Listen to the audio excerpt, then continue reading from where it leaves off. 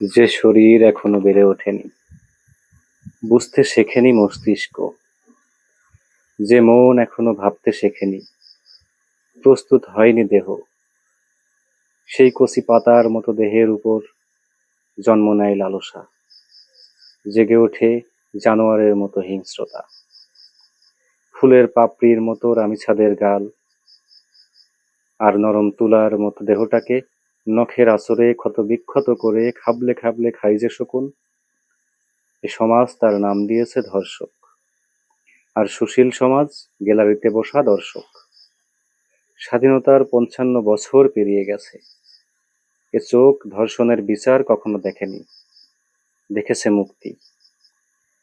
আছে ধর্ষকের সরল স্বীকারোক্তি, প্রত্যক্ষদর্শী সাক্ষী। তাতে কি, আমাদের প্রমাণ চাই। প্রমাণ করতে করতে ধর্ষক মুক্ত। ততদিনে অন্য কোনো অসহায় বাবার ঘরে নতুন রামিছার জন্ম হয়েছে, প্রস্তুত হচ্ছে শরীর। গ্যালারিতে দর্শক, অপেক্ষা শুধু পুনরাবৃত্তির।